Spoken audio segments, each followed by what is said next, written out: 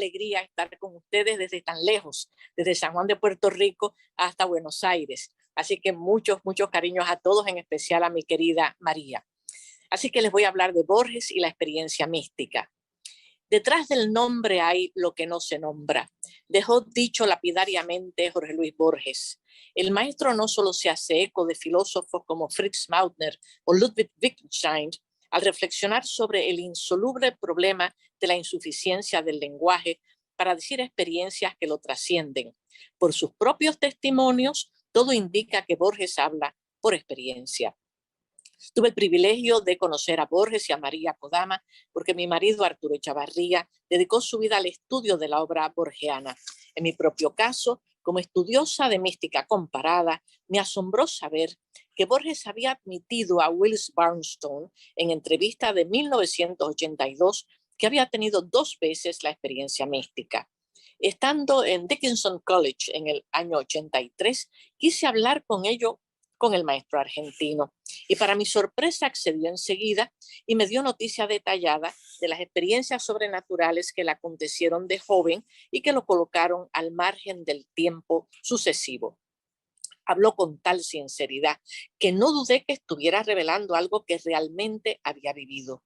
Sé que lo que diré resultará controversial para algunos a la luz del agnosticismo de Borges, pero es Borges mismo quien nos ha alertado de la realidad de sus experiencias místicas, pues confesó a más de una persona de estas experiencias, como era de esperar, sin contextualizarlas dentro de ninguna fe religiosa estructurada.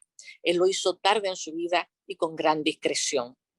Borges hablaba en inglés con Barnstone cuando le dio la entrevista, y al ser Barnstone el traductor de San Juan de la Cruz, sabía bien lo que le estaba diciendo Borges. Aquí traduzco la entrevista brevemente.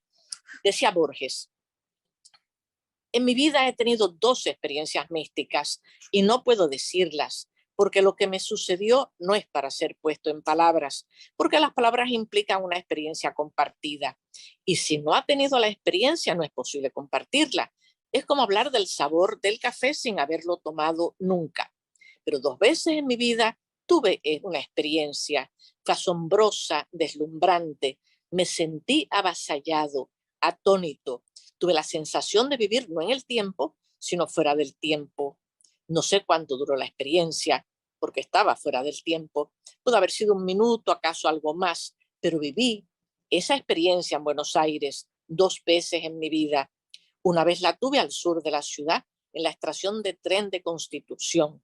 De algún modo, la sensación me sobrevino de que estaba viviendo fuera del tiempo. Hice lo posible por retenerla, pero vino y se fue.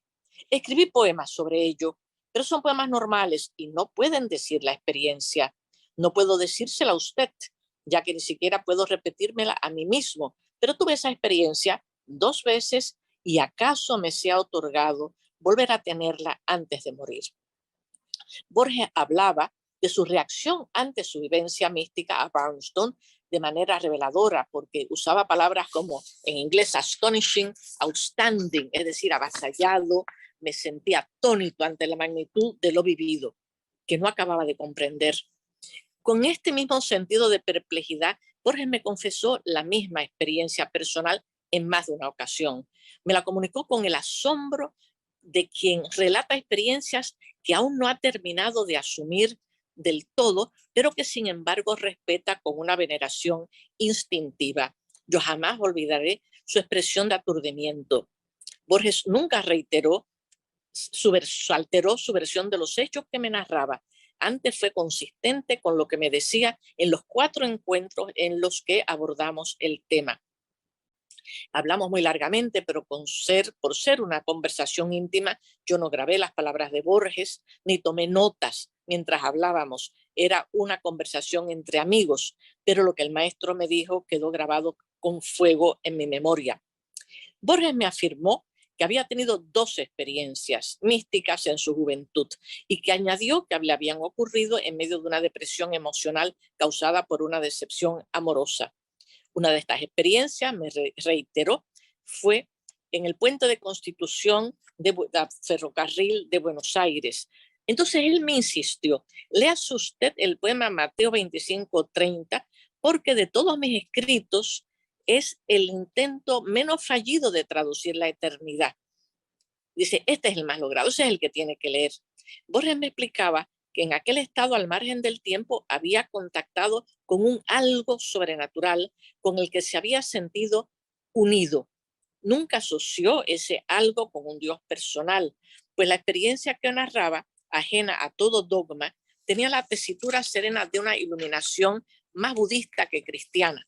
Se sintió unificado con el universo en aquel espacio atemporal, noción que intentó explicar en Mateo 25. La experiencia fue infinita, fue súbita, porque estuvo fuera del tiempo y el lenguaje es limitado, es sucesivo, y de ahí que jamás me decía, yo jamás podré lograr expresar el éxtasis. Y me insistió que le angustiaba saber que jamás podría poner aquel trance inenarrable en palabras. Como Henri Bergson sabía bien que estas experiencias no son mensurables. Después de nuestra conversación privada, le tocaba al maestro dar su charla en público. Perpleja yo ante lo que me había confesado y dado lo lúdico que Borges podía ser, decidí constatar que él me estaba confiando una experiencia auténtica. Entonces yo procedí a preguntarle una vez más sobre las experiencias místicas, pero esta vez en público, en el periodo de preguntas y respuestas después de la conferencia. Sus comentarios, claro, mucho más abreviados, pero fueron los mismos que me dio en privado. Entonces me era difícil dudar de su sinceridad. Yo volví a encontrarme con Borges más adelante en la Universidad de Chicago.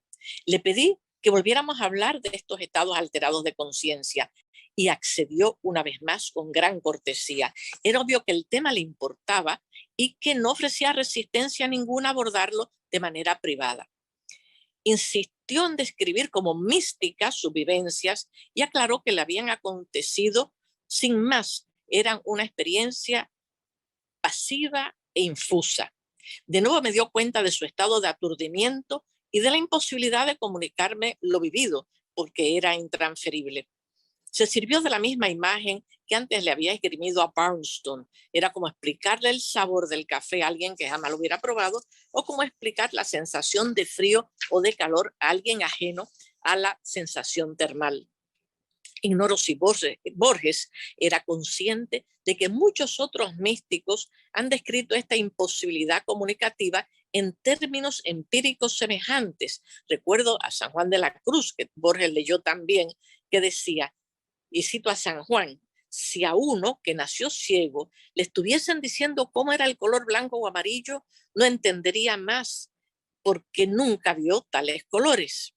Ernesto Cardenal argumenta por su parte que es inútil hablar del éxtasis con una persona que no haya tenido la misma experiencia, por explicarle al ciego un color, el color azul. Borges me intentaba comunicar la imposibilidad de comunicar. Me confesó, por más que no entendía, por qué le habían pasado a él estas vivencias más cónsonas con la fe estructurada, ya que era un simple escritor laico.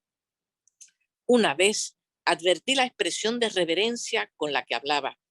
Durante aquellos dos intercambios, Borges nunca recurrió a su usual ironía defensiva, ni siquiera se sirvió de citas librescas que tanto amaba entreverar en sus conversaciones. Debo decir en justicia que el maestro también podía ser candoroso e incluso sentimental, pero cuando hablábamos de mística, nunca fue ni irónico ni sensiblero.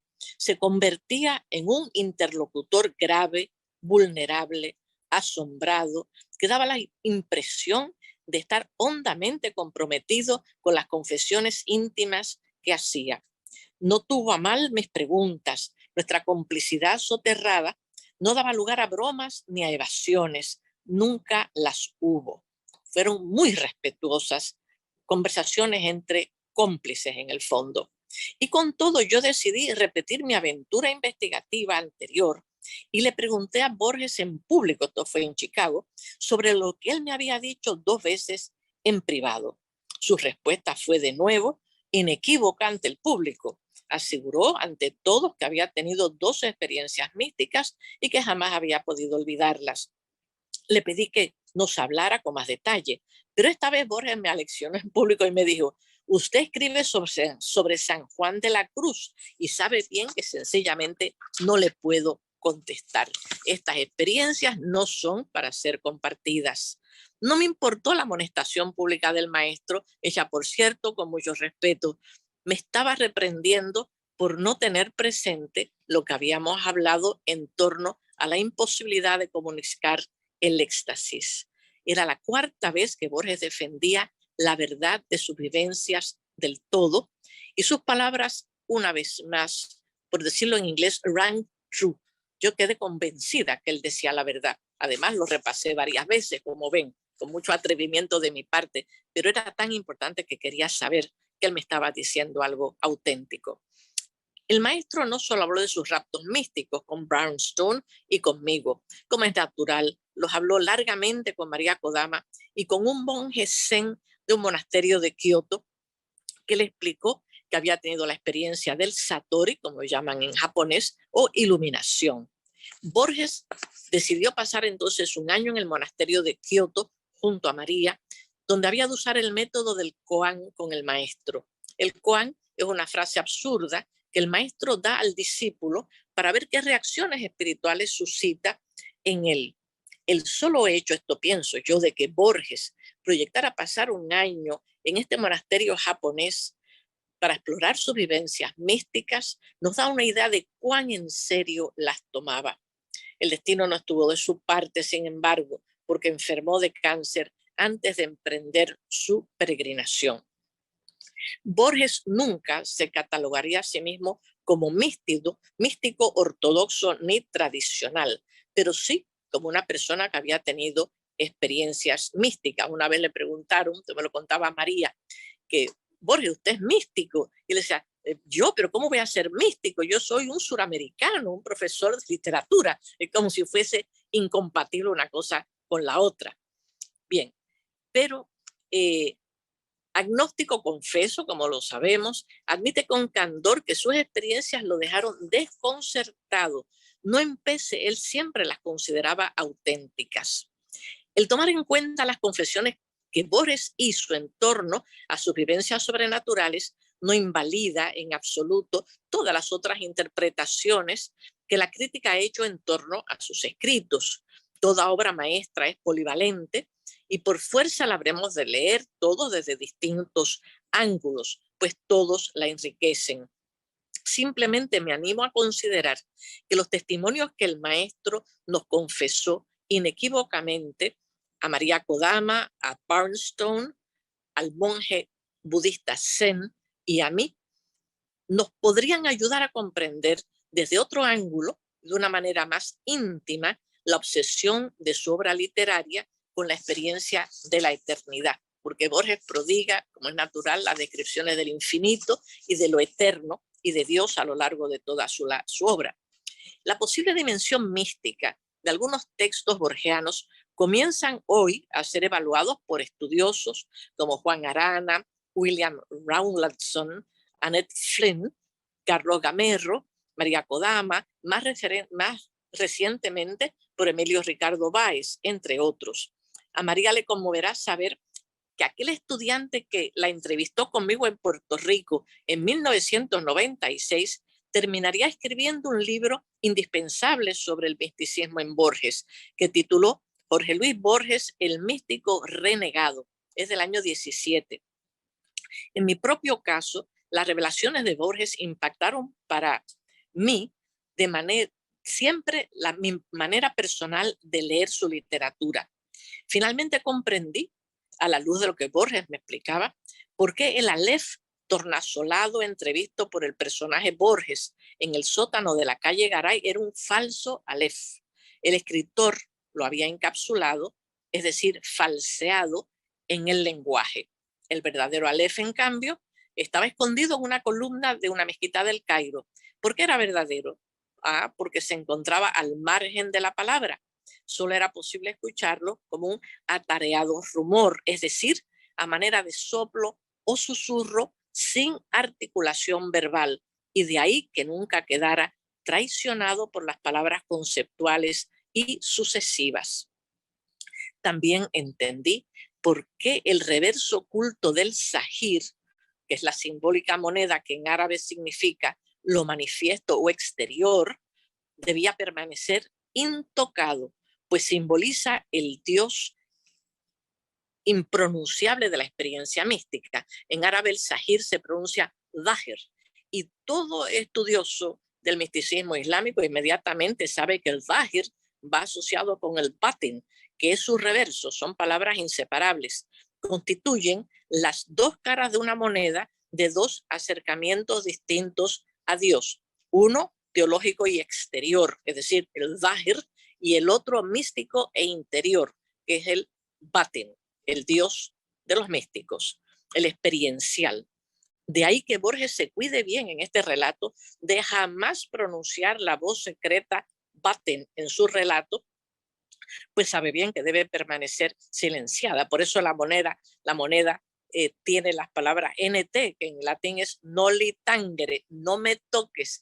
A Dios no se le puede pronunciar, al Dios de la experiencia viva, fruitiva, mística. También la escritura del Dios me habría de parecer más sugerente a la luz de lo que el maestro argentino me había confiado. El prisionero Sinacán recibe una revelación súbita y puede comprender la escritura del Dios en las rayas del tigre, pero entendiendo que el inmenso secreto es imposible de compartir porque no es verbal, lo silencia. Otro tanto la rosa que a tarde Nishapur acerca a sus ojos ciegos, hecha de una amalgama imposible, como Borges dice en el verso, música, firmamentos, palacios, ríos, ángeles. Es que es una rosa infinita, y Borges lo que está citando aquí es la rosa que los sufíes, los místicos musulmanes, equivalen al Dios. Es el Dios inaprensible, el Dios que no se puede decir, una rosa infinita. En su juvenil sentirse muerte, que Emilio Báez explora a fondo, Borges siente otra experiencia de sobretonos místicos en un barrio de su niñez, donde las cosas con las que se siente infinitamente unido adquieren una extraña aureola hierofánica. Borges deja ver que al fin se ha descubierto como poseedor del sentido de la voz eternidad.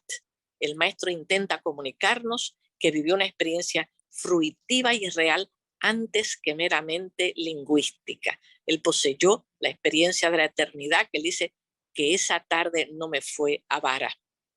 Gracias a mis repetidas conversaciones con Borges, pude colegir que era un místico tan respetuoso del éxtasis como San Juan de la Cruz o Meister Eckhart.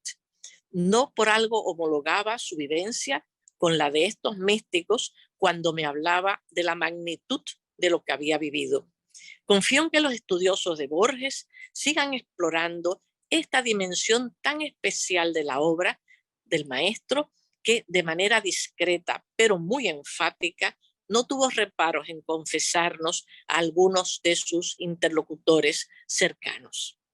Muy bien, ahora yo estoy muy deseosa de saber qué comenta mi queridísima amiga María Kodama sobre este tema, que claro, ella sabe que hemos discutido en muchos países distintos a lo largo de los años. Adelante, María, con muchos deseos de oírte. Bueno, encantada de que podamos virtualmente, aunque sea, vernos, y espero que pronto podamos compartir, no virtualmente, una comida y nuestra expresión de felicidad porque haya terminado toda esta historia. Bueno, yo voy a leer el texto que es Borges, La inquietud metafísica. En la obra de Jorge Luis Borges, en el poema, en el ensayo, en el cuento, aparece siempre la inquietud metafísica, y ese anhelo de visión total lo hace pedir que, comillas, en un instante, en un ser, tu enorme biblioteca se justifique. La biblioteca de Babel finaliza con la misma lucha interminable de la razón por entender, por traspasar sus límites. Yo me atrevo a insinuar esta solución del antiguo problema. La biblioteca es limitada y periódica. Si un eterno viajero la atravesara en cualquier dirección, comprobaría al cabo de los siglos que los mismos volúmenes se repiten en el mismo desorden, que repetido sería un orden, el orden. Mi soledad se alegra con esa elegante esperanza. Como vemos, esta preocupación de Borges por el orden, por la justificación de la biblioteca, el sentimiento de que formamos parte de un todo que puede ser Dios o la naturaleza, son constantes que aparecen de distintos modos en su obra. Y esta continua preocupación de Borges traza su agnóstica busca en ese momento en el que tuvo su experiencia mística. Borges, en una entrevista muchos años después de que le sucediera, narra lo que considera una experiencia mística. Dice que duró solo unos minutos o unos segundos y agrega que no podría definirla porque estas cosas ocurren fuera del tiempo. Narra esta experiencia en una de sus primeras obras, El idioma de los argentinos, de 1928, y luego la incluye en 2 publicaciones más. La titula Sentirse en muerte. Deseo registrar aquí una experiencia que tuve hace unas noches.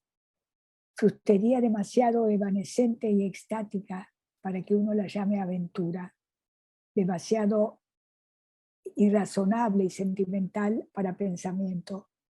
Se trata de una escena y de su palabra ya antedicha por mí, pero no vivida hasta entonces con entera dedicación. Lo rememoro así. La tarde que precedió a esa noche estuve en Barracas, localidad no visitada por mi costumbre y cuya distancia de la que después recorrí ya dio un sabor extraño a ese día. Su noche no tenía destino alguno, como era serena, salí a caminar y recordar después de comer. No quise determinarme rumbo a una caminata. Procuré una máxima lentitud de probabilidades para no cansar la expectativa con la obligatoria antevisión de una sola de ellas. Realicé, en la mala medida de lo posible, eso que llaman caminar al azar. Acepté, sin otro consciente prejuicio, que el de soslayar las avenidas o calles anchas, las más oscuras implicaciones de la casualidad. Con todo, una suerte de gravitación familiar me alejó hacia unos barrios de cuyo nombre quiero siempre acordarme y que dictan reverencia a mi pecho. No quiero significar así el barrio mío, el preciso ámbito de la infancia, sino sus todavía misteriosas inmediaciones, con fin que he poseído entero en palabras y poco en realidad, vecino y mitológico a un tiempo. El revés de lo conocido, su espalda, son para mí esas calles penúltimas, casi tan efectivamente ignoradas como el soterrado cimiento de nuestra casa o nuestro invisible esqueleto. La marcha me dejó en una esquina.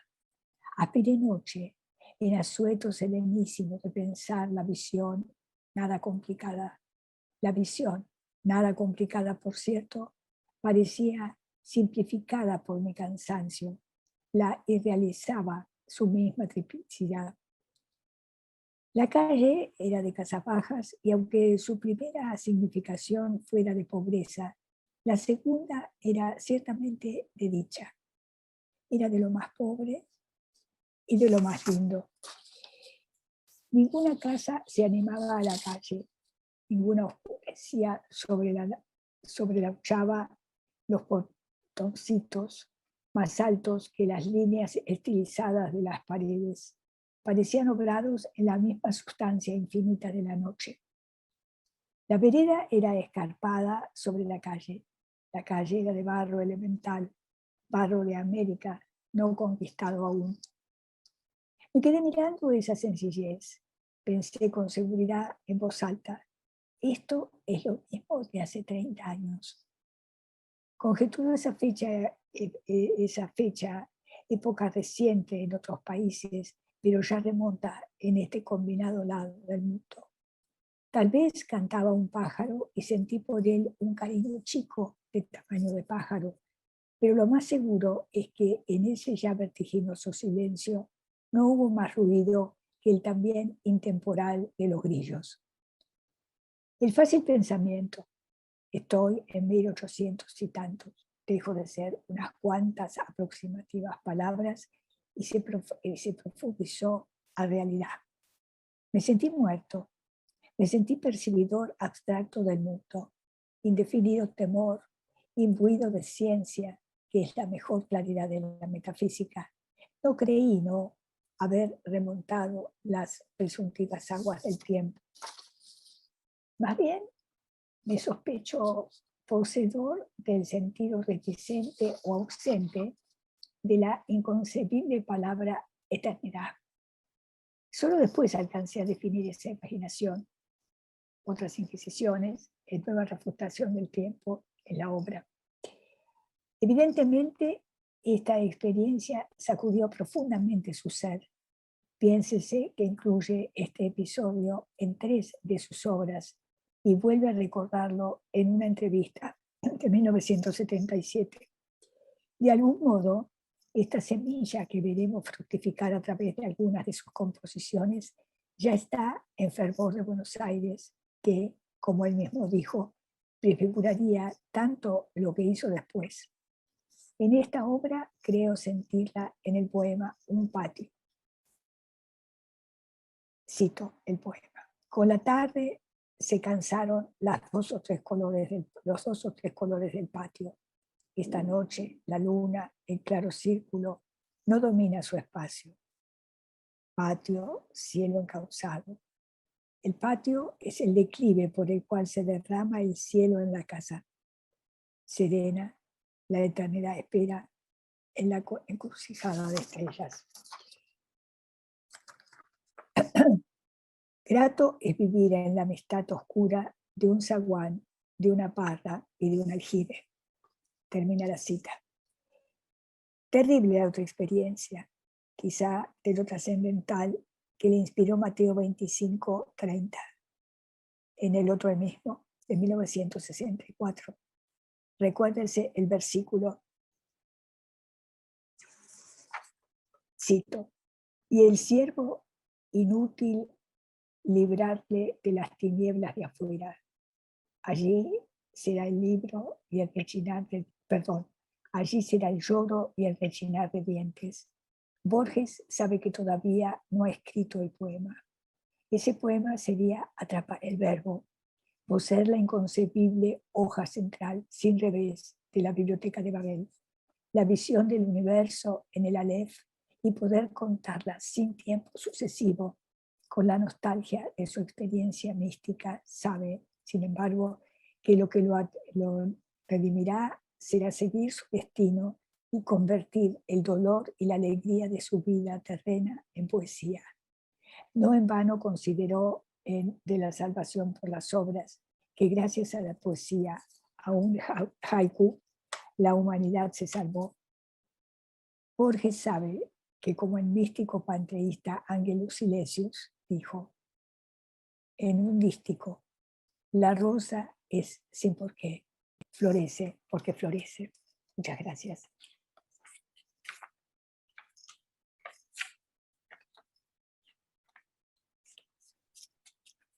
Muchas gracias, María, por tus palabras. Bueno, a mí voy a completar esta primera parte de la mesa con una presentación breve. Por supuesto, después de escucharlas a Luce y a María, quedan muchas preguntas, ¿no? Ahí hay un diálogo que enseguida retomaremos. Yo, bueno, que no tuve la suerte que tuvo Luce y que tuvo María de conversar repetidas veces con Borges, no voy a hablar estrictamente de su experiencia mística, sino de la pregunta que se hace Borges, me parece muy tempranamente, acerca de cómo se puede escribir, ¿no? Bueno, esto que apareció un poco en las palabras de Luce, ¿no? ¿Cómo se puede escribir o cómo se puede, si es posible, comunicar de alguna manera esa experiencia mística? Y un poco en el espíritu o bajo el lema de las jornadas de este año, confabulaciones, escrituras plurales y lecturas colectivas, bueno, esto de por sí es una lectura colectiva, ¿no? A tres voces, pero me parece interesante pensar que en Borges, muchas veces, la literatura surge del diálogo, o a veces incluso del enfrentamiento, de la polémica con otros, con otras, ¿no? Con sus amigos, con sus compañeros de generación, incluso con sus enemigos en términos literarios. Borges le va dando forma a sus posiciones, a sus pensamientos, a su obra misma, en ese diálogo, ¿no? Entonces, a mí lo que me gustaría reponer, digamos, es una historia que tiene 4 partes, ¿no? Que para mí tiene que ver con cómo Borges, a partir de entender cómo no se escribe una experiencia mística, a partir de su lectura del texto de Francisco Luis Bernardes, uno de sus compañeros de generación, con quien tuvo una linda amistad, por momentos más distanciado, pero bueno, con quien fue compañero y amigo durante muchos años. Digo, viendo cómo Francisco Luis Bernardes intenta escribir una experiencia mística, Borges creo que le termina de dar forma a cómo no se escribe una experiencia mística y cuál va a ser la propuesta de él, ¿sí? Del propio Borges. Para eso decía, es una historia que tiene 4 partes. La primera me parece que es la menos conocida. Voy a empezar con algo que ya es una genialidad de Borges, que es que en Cuaderno San Martín, en la primera edición, eso no quedó en las ediciones posteriores, en la primera edición hay unas notas a Cuaderno San Martín que incluyen una nota a un poema que no existe, ¿no? Ya Borges a los 29, 30 años estaba haciendo estas genialidades. Entonces, en las anotaciones de Cuaderno San Martín hay una nota que corresponde a El ángel de la guarda en Avellaneda. Pero la nota explica que ese poema no existe, salvo en esta nota, ¿no? Es casi lo que va a ser después en Tlón, en el acercamiento al Motasim, ¿no? Digo, un libro imaginario que no existe salvo en la reseña, un poema que solo existe en la nota. Quiero leerles la nota porque me parece que nos sitúa de lleno en el tema. Les leo un pedacito, dice. Por Carlos Mastronardi, en noche de discusión y de caminata, supe que Francisco Luis Bernardes, con partida amistad, pensaba dirigir un poema al ángel de su guarda. Fíjense cómo aparece esto de la confabulación, ¿no? Él está caminando con otro escritor y hablan del proyecto de un poeta amigo, ¿no? Digo, es esta idea de que de ese magma de discusión literaria, conversación literaria, también surge la obra de Borges. Conversamos de qué manera lo causalizaría y propuse estas cosas. Descartada una aparición visible del ángel por inconvincente, solo restaba su aparición en ternura. Esa visitación era obligatorio que fuera en lugar odioso o insípido, incapaz de producirla personalmente y a hombre en soledad. Caminando en horas desabridas del amanecer por un barrio de fábricas, o realizando un trayecto habitual en ferrocarril o en largo tranvía, padece una tempestad de dulzura. Entiende que esa invasión no es de las cosas, ni es de persona lejana que lo está queriendo en ese momento, porque ninguna mujer le está dedicada, ni tampoco desde sí mismo, porque su alma sabe lo que hospeda. Resuelve entonces que esa incomprensible dulzura viene del ángel. Son 2 cosas las que quiero señalar de esta nota. Primero, que Borges niega de plano una aparición directa del ángel, ¿no? O sea, si yo quiero escribir un poema sobre un ángel de la guardia, o sobre una experiencia mística, o algún tipo de manifestación de la divinidad, eso no se puede hacer de manera directa, ¿no? Eso lo niega de plano, por inconvincente. Y lo segundo es que en el argumento que entrevé Borges para este poema, ya podemos adivinar lo que después va a escribir en el acercamiento al Motasim.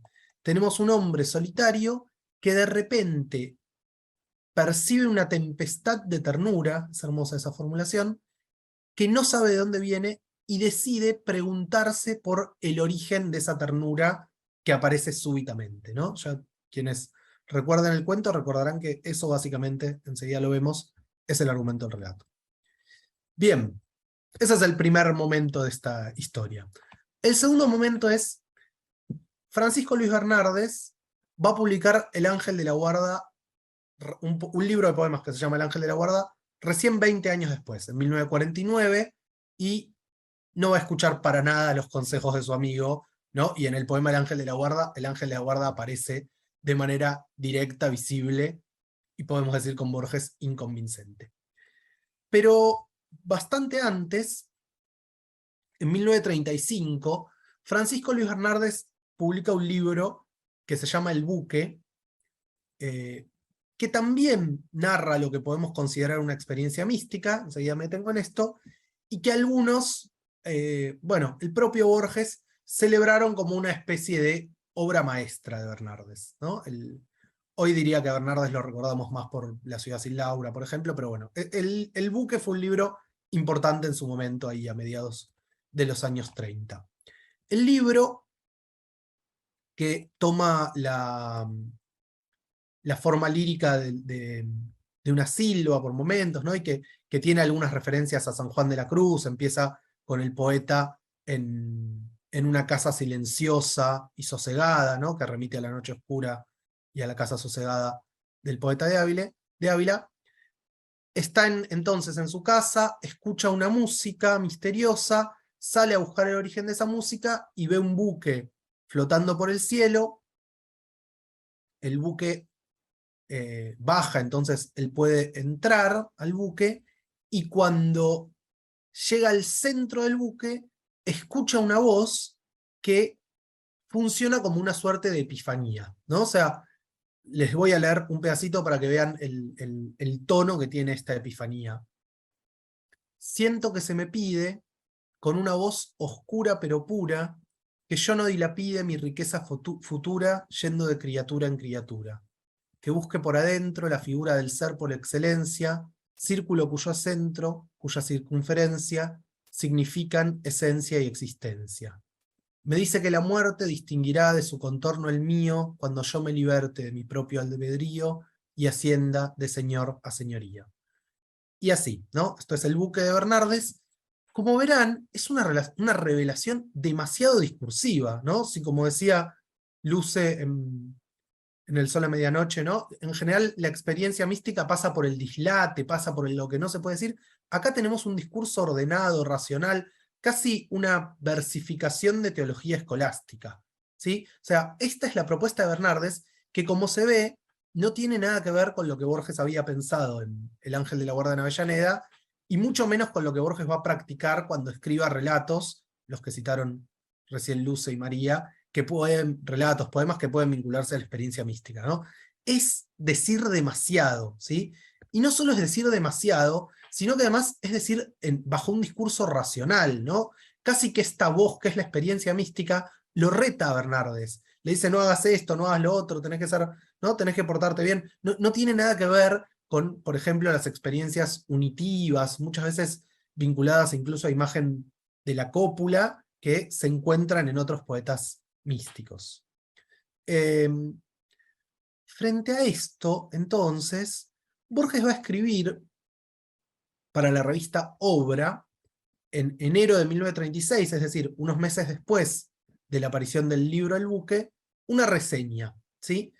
Es una reseña que tiene la característica ambigüedad borgiana, que la ironía defensiva la llamó Luce recién, que Borges utilizaba a veces, ¿no? Empieza diciendo, el buque justifica con esplendor la fama de Bernardes, con lo cual parece que era una reseña muy positiva. Ahora, cuando uno lee con atención la reseña destroza el libro de Bernardes, ahora vamos a hablar de eso, pero termina así, en conjunto, un libro admirable, ¿no? Entonces, es realmente muy graciosa la operación borgiana, porque es, bueno, este libro es maravilloso, me dedico durante 2 páginas a destruirlo, y termino diciendo en conjunto un libro admirable. Pero creo que Borges se tomó muy en serio esta reseña. Quiero decir, a Borges le interesaba el problema, ¿no? O sea, más allá de que él no estaba de acuerdo con la respuesta que dio Bernardes, esta revelación discursiva súper desarrollada, ¿no?, que les acabo de leer, casi teología escolástica versificada, le parece que la pregunta sí es central. Por eso me parece él le va a dedicar esta reseña y va a examinar minuciosamente el poema. Voy a leer solamente dos parrafitos de la intervención de Borges. Dice: el defecto del buque, y qué poema de 800 versos no adolece de alguno, es la naturaleza didáctica, para no decir escolar, de la revelación que le es deparada al autor. Hay estrofas que son nociones elementales de teología versificadas. Su vocabulario no es menos justo, si bien abusa alguna vez del dialecto escolástico, no siempre aligerado por palabras de un ambiente distinto. ¿Ven lo que digo? Parece que lo está elogiando, pero en realidad es sumamente crítico con lo que hace Bernardes. El poema en efecto abunda en términos como forma y figura, esencia y existencia, causa primera, que pueden considerarse como teología escolástica versificada. Ahora bien, el problema central de Borges, como lo acaba de decir con el poema, en su reseña, perdón, es que la revelación es didáctica, es escolar. En el afán de querer transmitir un mensaje claro, y esto tiene que ver con que Bernardes en ese momento era participante de los cursos de cultura católica, de hecho el libro está dedicado a los cursos de cultura católica, y entendía, este era el lema de alguna manera de los cursos y del convivio, que había que poner el arte al servicio del renacimiento espiritual. Entonces, Bernardes subordina de alguna manera lo estético a lo dogmático, ¿no?, a la búsqueda de transmitir un mensaje. Por supuesto, para Borges eso es una equivocación, de hecho lo llama así en un momento, un error estético.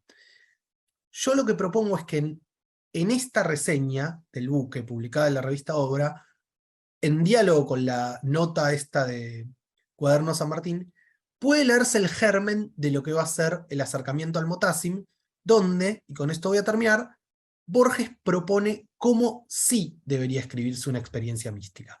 Vamos entonces a recordar brevemente este cuento, escondido en realidad dentro de Historia de Eternidad, bajo el acápite de 2 notas, ¿no?, y presentado como la reseña de una novela india, de una novela policial escrita por un nativo de Bombay.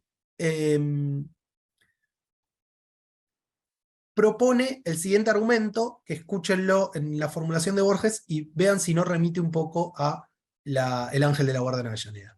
Dice: un hombre, el estudiante incrédulo y fugitivo que conocemos, cae entre gente de la clase más vil y se acomoda a ellos en una especie de certamen de infamia. De golpe, con el milagroso espanto de Robinson ante la huella de un pie humano en la arena, percibe alguna mitigación de la infamia, una ternura, una exaltación, un silencio en uno de esos hombres aborrecibles. Fue como si hubiera terciado en el diálogo un interlocutor más complejo. Sabe que el hombre vil que está conversando con él es incapaz de ese momentáneo decoro. De ahí postula que éste ha reflejado a un amigo o al amigo de un amigo. Repensando el problema, llega una convicción misteriosa. En algún punto de la tierra hay un hombre de quien procede esa claridad. En algún punto de la tierra está el hombre que es igual a esa claridad. El estudiante resuelve dedicar su vida a encontrarlo, perdón. Bien, como se ve, el argumento es similar, ¿no? Tenemos a alguien inmerso en un lugar de donde no puede provenir esa ternura, y esa ternura aparece. En el poema se atribuye a un ángel, y acá se atribuye al Motassim, ¿no?, a un interlocutor que es origen de esa claridad, y al que va a dedicarse a buscar. Lo que me interesa, para terminar, es qué pasa con esta revelación mística. Lo que Borges narra, y quizás lo que se puede narrar, es el camino hacia ahí, ¿no? O sea, hay un lugar hasta donde el lenguaje puede llegar, lo más cerca posible de esa experiencia inefable, ¿no? Entonces, se nos narra la peregrinación de este estudiante, de un sujeto a otro, que cada uno lo va remitiendo al siguiente eslabón de la cadena, hasta que la novela finaliza así. Al cabo de los años, el estudiante llega a una galería, en cuyo fondo hay una puerta y una estera barata, con muchas cuentas, y atrás un resplandor. El estudiante golpea las manos 1 y 2 veces y pregunta por Al-Motassim. Una voz de hombre, la increíble voz de Almotacin lo invita a pasar. El estudiante descorre la cortina y avanza. En ese punto, la novela concluye.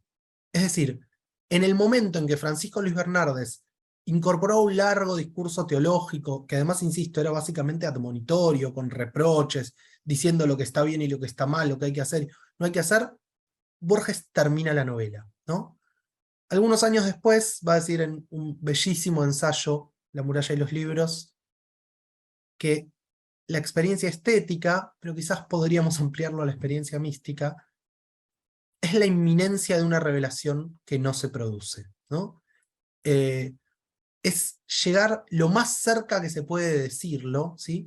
Quizás aludirla, quizás de alguna manera suscitar esa inquietud en quien lee o en quien escucha, pero no decir de más, ¿no? Ese es el error que Borges denuncia en Bernardes, y ese es, me parece, el modo que elige Borges, ¿no? Si en Bernardes podemos hablar de una vía positiva o epifánica hacia lo sagrado, en Borges me parece que por lo menos en este sentido tenemos que pensar en una vía negativa o apofática. Bueno, muchas gracias, espero que se haya más o menos podido seguir este recorrido.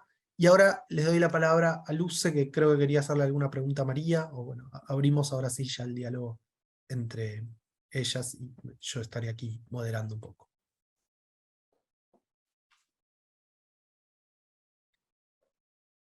No oigo. No Muy bien, oigo. ¿me escuchan? Sí, Muy bien. Luce. Sí, muy bien. Gracias, Lucas. Fue muy interesante lo que dices. Tendría tanto que comentar también. María, gracias por tus palabras. Me pareció muy oportuno que leyeses y te ocupases mucho de sentirse en muerte. Sobre esto sí que me gustaría hacerte una pregunta, conversar un poquito contigo.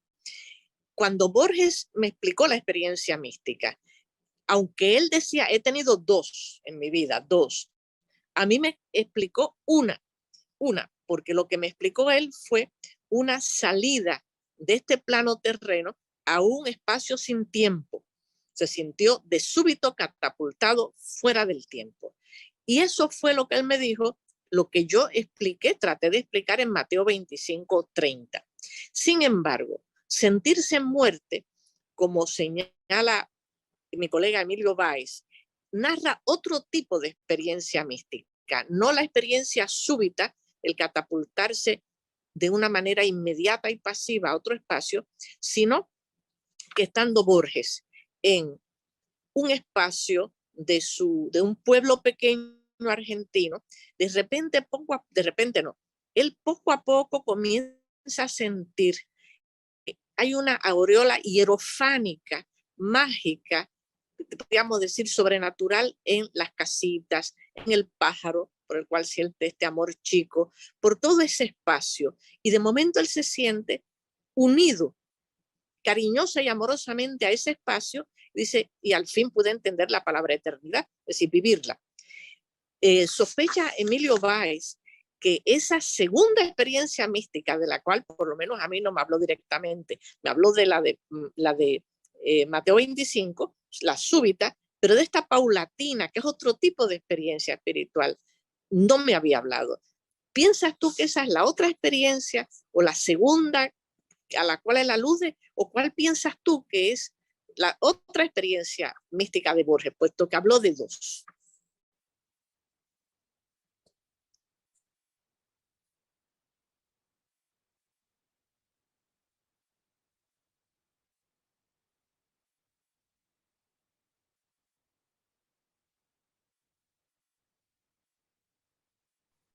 María, ¿nos escuchás? ¿Estás Sí. silenciada? ¿Ustedes me escuchan? Ahora sí. Bueno, perdón, vuelvo entonces, ¿no? La segunda experiencia mística podría ser algo que sucedió después de su estadía en Japón. Allí conocimos a un monje budista, con el cual Borges conversó a través, por supuesto, de un intérprete, sobre las experiencias que este monje había tenido y que lo había llevado a él a convertirse en monje. Así que yo supongo que esa segunda experiencia, en la que Borges se siente unido de algún modo a esa eternidad, es lo que en él es lo que pone él de manifiesto en esa segunda experiencia que tuvo. Después hay una cosa muy interesante respecto a un poema. Él corregía y corregía y corregía todo. Una vez me acuerdo que el editor me dijo, María, yo no sé qué hacer, porque para que termine las correcciones, le digo, no, ya no se puede, el libro está en imprenta. Entonces me dice, bueno, me dice Borges, dice, está bien, cuando salga la edición, llámeme que vamos a corregirla. Entonces dice, yo no sé qué hacer, si corregir y corregir o decirle que está terminada para que no corrija más. Y lo que Borges buscaba era esa perfección imposible de encontrar en un ser humano, ¿no? Así que yo supongo que hay esa experiencia que estaba contando es muy interesante porque él corregía y corregía. Entonces, ese poema no lo corrigió nunca. Y yo le digo, pero dígame, Borges, ¿por qué no corrige este poema? Y corrigió, nunca este. Bueno, dice, porque ese no es un poema mío.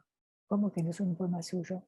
No, dice, ese poema me fue dictado en un sueño. Cuando en un sueño se corrija el poema, yo corregiré el poema. No me pertenece. Es rarísimo, ¿no?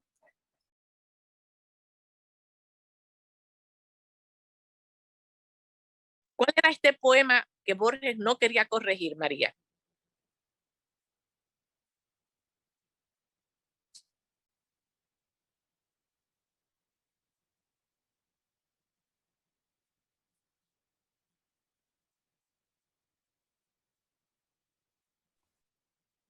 No, no te escuchamos, María. Ahí déjense si quieren, no se silencien, no hace falta. Sí, no silencien, sí, sí. Es un poema a James Sí, Joyce. ¿Cuál es el poema, María? Es un poema a James Joyce. A James Joyce. Ah. Muy bien. Muy bien. Oye, María, y otra pregunta que me encantaría hacerte es, Borges te habló a ti del poema, del relato El Zahir o El Zahir. Él te llegó a comentar que él estaba aludiendo a términos técnicos místicos del Islam. ¿Conversó contigo alguna vez sobre esto? No. Él me dijo sí, que eso estaba inspirado en términos del Islam, pero no me dijo nada más que eso. Y bueno, que era una creencia que a él le interesaba, ¿no? Y toda esa historia del Sahir, bueno, sí. Bueno, Claro. eso es lo mismo, por ejemplo, que en muchos cuentos Borges se inspira en relatos o en historias que leía cuando era chico. Muy interesante todo eso, toda esa influencia de lecturas de su niñez en su creación muy posterior, por supuesto. Claro, lo interesante de esto del Zahir es que, volviendo a lo que Lucas nos estaba hablando, de que la experiencia mística no se puede explicar, por lo tanto sugerirla, quedarse justo antes de decirla, es lo más sugerente. Y entonces pienso que en este relato del Zahir, Borges demuestra que él sabía tanto y tanto y tanto de misticismo y de misticismo comparado, en este caso islámico, porque él insiste tanto en que el reverso de la moneda del Zahir o el Zahir, que es el dios de los teólogos, el dios verbalizado, el dios racionalizado, muy bien, pero el reverso de eso no se puede decir. Entonces, me imagino, esto me hubiera encantado hablarlo con él, aunque quizás no me hubiera contestado, pero pienso que él adrede silencia el término técnico musulmán batin, que quiere decir el Dios vivencial, el de la experiencia mística, y ese es el Dios que no se dice, ¿verdad? Que no se puede pronunciar. Es que él sabía tanto y tanto y tanto de estas cosas. Oye, María, y él también tuvo mucha influencia de Macedonio Fernández. ¿Qué tú me puedes contar de esto? Porque a Macedonio Fernández le interesaba mucho el misticismo, el budismo, leyeron juntos a William James, te dijo algo de todo esto, esta influencia que tuvo? Bueno, eso es muy, bueno, un poco terrible y divertida la historia. Y por supuesto, cuando yo estudiaba en filosofía y letras, teníamos que leer a Macedonio. ¿Por qué? Borges había hablado de Macedonio. Entonces Sí. mis compañeros de la facultad me decían, anda María, pregúntale al viejo por qué demonios habló de este hombre, no se entiende nada, es un espanto. Entonces yo, que él nos explique. Entonces un día le digo, bueno, Borges, mis compañeros dicen que nosotros tenemos que estudiar a Macedonio porque usted lo ha citado, y me dicen que le pregunte a ver qué es lo que usted me explique a mí para que yo le diga a ellos, porque lo vamos a tener en el examen y qué demonios decimos, porque nadie entiende nada. Y nunca me voy a olvidar, porque Borges con una sonrisa encantadora me dice, bueno María, nosotros tomábamos el té con Macedonio en una confitería cerca de una estación de servicio. Entonces dice, y allí él hablaba, conversaba, dice, y era muy divertido todo lo que decía, pero ninguno de nosotros entendía nada. Ay, Dios. Así que, y digo yo, bueno, entonces yo le voy a decir que usted me dijo esto para que si en el examen nos toca esto, digamos que usted me dijo esto a mí. Sí, sí, ningún problema. Así que no. Dice, no, era muy divertido, parece que Pero era terrible. qué cosa, porque fíjate, volviendo a las conversaciones que Borges tuvo contigo, con Barnstone, con el monje budista Zen de Kioto y conmigo, él parece que esta experiencia mística o estas dos las contó a otras personas también. Te quiero comentar esto. Yo estaba dando una conferencia en Paraguay, en Asunción, hace muchos años con Arturo, y yo les hablé del Sahir, del relato del Sahir. Y al final de la conferencia, una señora levantó la mano y me dice, eso que usted dice, que Borges alude a una experiencia mística, eso es verdad porque él nos lo contó hace muchísimos años en una reunión de señoras en Buenos Aires. Y yo estaba allí, yo era bastante joven. Y esa reunión la dirigía y me dijo el nombre de la señora. Era como un té y Borges iba a hablarles de algún tema y conversaba con estas señoras. Y yo dije, Dios mío, así que usted escuchó que Borges le confesó que él había tenido una experiencia mística. Y ella me dijo, sí, yo lo escuché. Así es que, y yo quería cotejarlo de nuevo porque mi afán de investigadora ya tú lo conoces, ¿verdad? En mi profesión. Sí, claro. Entonces, yo le dije, pues dígame el nombre de la señora, a ver si yo la puedo llamar cuando vuelva de Asunción a Buenos Aires. Y me dio el teléfono porque eran amigas todavía. Y yo llamé sin conocerla a esa señora. Le dije, mire, fulanita de tal su amiga me ha explicado que una reunión de los años serían 30 o 40, que Borges lo invitaban a dar conferencias al club de señoras. Él dijo, yo he tenido esta experiencia. Y entonces la señora al principio pues estaba muy seria conmigo, ¿verdad? Porque decía, ¿quién será esta extranjera que me está llamando? Y yo dije, mire, yo soy amiga de María Kodama, yo soy estudiosa de Borges, yo estoy haciendo esto muy en serio. Y me fue creyendo. Entonces me dice, sí, en esta reunión que tuvimos, sí, él hablando de estos temas, del misticismo en general, nos dijo claramente que sí, que él había tenido esta experiencia. Pero no, ellas no lo tomaron a más, no le preguntaron mucho ni nada porque no estudiaban esto, pero me lo corroboró. Y entonces he pensado yo que Borges esto se lo diría a personas muy cercanas como a ti, muy cercanas, pero también es más fácil hablar de estos temas tan íntimos con gente que tú conoces poco. Pensé en esto. Yo le pregunté a Anita María Barrenechea, con quien hemos estado juntos, Sí. cariñosa Anita, yo dije, oye Anita, ven acá. Borges te habló de sus experiencias místicas y ella me dijo, no, en absoluto, éramos demasiado amigos, pero amigos de colegas y tal, y no me iba a hablar de algo tan íntimo, pero sí se lo habló, me dijo Anita, a María, y ahora veo que te lo habló a ti, posiblemente María por ser su compañera de vida, y a ti porque eres una amiga un poco más lejana que se lo podía decir. Pero yo era muy amiga de él, sí, se sentiría avergonzado de contármelo a mí. Por lo tanto, no. Él elegía, parece que es su interlocutor, pero parece que era tal la sed de decirlo, ¿no? De alguna manera. A ti te lo conversó muchas veces, ¿verdad, María? Sí, sí, hablábamos mucho de eso, sobre todo después de la estadía en Japón. hablábamos mucho de eso y que me parecía, bueno, en fin, él me daba sus ideas. Y lo interesante de todo esto también es que una vez, claro, son cosas tan complicadas, ¿no? Él me decía, por ejemplo, que todo era posible y que él había estado en lo que ahora es el Museo de Arte Decorativo en Buenos Aires, acá, porque él era amigo de la dueña de casa. Entonces lo invitaba a amigos a comer a la noche. Y me contaba una experiencia extrañísima. Él me dijo que esta señora hacía reuniones de espiritismo y que a él le fascinaba ir a comer por las reuniones de espiritismo. Entonces le digo, pero ¿y qué eran esas reuniones de espiritismo? Digo, ¿usted vio algo? No, no, no, dice, muy interesante, porque dice, nosotros cuando terminábamos la comida, era una mesa redonda, entonces todos los invitados poníamos las manos sobre la mesa. Y entonces dice, había un señor, amigo de esta señora, que pronunciaba unas palabras. Y entonces la mesa se movía. Digo, ¿cómo se movía? Sí, sí, María, la mesa se movía. Nosotros teníamos las manos sobre la mesa y la mesa avanzaba para un lado, para el otro. Así que esa fue su experiencia que me contó, porque él era amigo de esta señora que tenía esa casa que ahora es el Museo de Arte Decorativo en Buenos Aires, acá.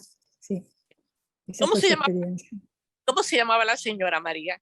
¿Te No, no me acuerdas? acuerdo, pero podés averiguarlo porque era la dueña del Museo de Arte Decorativo actual en Buenos Aires. Pero me lo dijo él, pero yo no lo recuerdo, hace tantos años. Pero qué divertido, quiere decir, evidentemente él tenía un enorme interés por todas estas cosas esotéricas, Sí, ya todas, exactamente, sí, sí, sí. pero eso no Muy, lo hemos conversado tú y yo. Y entonces Borges te contó esto, me imagino, como dice en inglés, as a matter of fact. Él te describió lo que pasó, pero no lo cuestionó claro. mucho, Ah, no, no, simplemente, no, no. Claro, él me dijo, bueno, dice, esas cosas existen, lo que pasa, dice que lógicamente nuestra mentalidad, dice, es limitada, es distinta, dice, pero bueno, hay gente, dice, yo, pero digo, pero usted vio, no, no vi nada, me dice, pero la mesa se movía, María. Pero bueno, está bien. estaba abierta a todo esto, por lo visto. Ah, sí, El sí, es poder se mueve. fascinante. Sí. El poder se mueve, exacto. Mueve, claro, no hay manera de contrarrestar esto. Yo sé que también habíamos conversado del tema de la reencarnación y que él me comentaba que, bueno, si hay trascendencia, ¿verdad? Porque es la mayor posibilidad, pero la reencarnación sería una de las maneras más compasivas de Sí, evolucionar espiritualmente. ¿Qué me puedes sí, decir de este tema? ¿Cómo lo sí. conversabas tú? Sí, sí, sí, para él era eso, ¿no? Es decir, que si eso existía, entonces esa era una forma de ir consiguiendo la perfección que lógicamente tenemos que ir tratando de hacerla y de encontrarla a lo largo de la vida, ¿no? Le preguntó qué Sí. es lo que quería hacer en la reencarnación. Eh, Le preguntó lo que quería hacer en la sí, yo no reencarnación. me acuerdo qué le dije. Que quería ser científica. Ah, es cierto, es cierto. Sí, sí, Contame. bueno, él me preguntó qué querría hacer yo si reencarnara. Entonces yo le dije que yo quería Sí, ser científica. Y me dijo, no, pero qué horror. Entonces la literatura no. Le digo, bueno, es que realmente ser científico, conocer, digamos, todo lo que es el cuerpo humano y todas las relaciones que hay entre la medicina y el cuerpo y las enfermedades, le digo, es también una forma de creación útil. Como entonces la literatura no es útil. Útil de otro modo, Borges, no discutamos. qué bien. Sí, No me imagino a ti, María, de científica, porque eres un ser muy poético, como era Borges. Y tienes idea te dijo él, ¿qué querría hacer él si reencarnase? no poeta, escritor, nuevamente, sí. Sí, sí, Escritor, muy sí. bien. Es lo más justo, ¿verdad? Para la humanidad. Es Y lo más. a mí es muy divertido porque cuando yo era chica sí tenía un interés en la medicina. Y mi padre, Sí, que era muy divertido, entonces, que evidentemente no quería que yo fuera científica, yo tendría 5 o 6 años, Y le digo, bueno, porque yo nací con un problema y entonces de no fijar el calcio, la vitamina E. Entonces estuve con médicos desde que nací, si no me hubiera muerto, ¿no? Una criatura que no fija el calcio muere. Entonces, toda mi vida. Entonces, un día yo era muy chica y le dije a mi padre que quería ser médica. Así me dice. Le digo, sí. Y me dice, ¿por qué? Le digo, bueno, porque así estudio el cuerpo humano, he hecho, etcétera, etcétera. Y me acuerdo que había un estanque donde él me llevaba para que yo pudiera jugar con mis barquitos. Y ese estanque estaba frente a lo que es la Facultad de Derecho, que es ese edificio imponente que para una criatura es como un palacio, una cosa extrañísima, ¿no? Entonces, dice, así dice, bueno, dice, si usted quiere estudiar medicina, usted va a tener que ver cadáveres. Yo le digo, ¿qué es un cadáver? Bueno, dice, es cuando la persona muere, el cuerpo es el cadáver.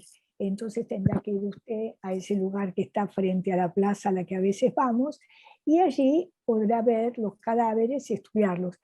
Lo que pasa es que él no quería que yo estudiara, porque una criatura de 5 o 6 años que se le dice eso, yo quedé espantada y decidí que jamás en mi vida iba a estudiar medicina. Pero lo que yo creo es que él no quería. Entonces me hizo esa descripción espantosa, que era real, pero espantosa para que abandonara eso, ¿no? Y bueno, si no hubiera sido médica, sí, hubiera sido cirujana. Sí.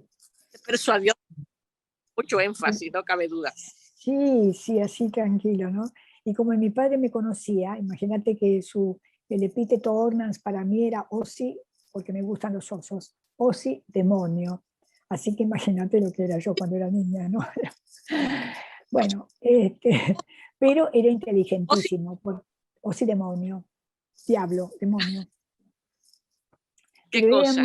¿Qué cosa? era muy inteligente, porque fíjate, por ejemplo, que en mi madre, yo conocí a Borges cuando tenía 16 años, como de una manera loca. Entonces yo iba por la calle corriendo, un amigo de mi padre me había llevado a escuchar una conferencia de Borges.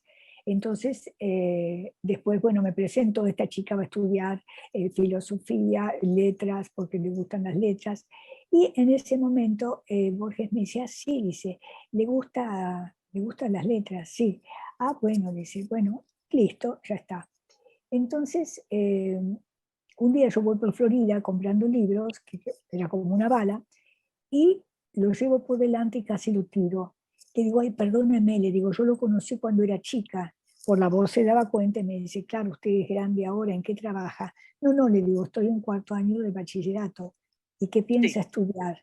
Le digo, letras, le digo, porque quiero estudiar el griego antiguo. Ah, me dice, ¿le gustan los idiomas antiguos? Sí, le digo, quiero leer las tragedias en griego. Entonces me dice, dígame, ¿le interesaría estudiar inglés antiguo? Yo para hacerme la sabia le digo, Shakespeare. No, mucho más antiguo, siglo VI, VII. Ah, no, le digo, eso es imposible, no creo que pueda. No, yo tampoco lo sé, le pregunto si no quiere que lo estudiemos juntos. Ah, bueno, Ay, sí, ¿por qué no?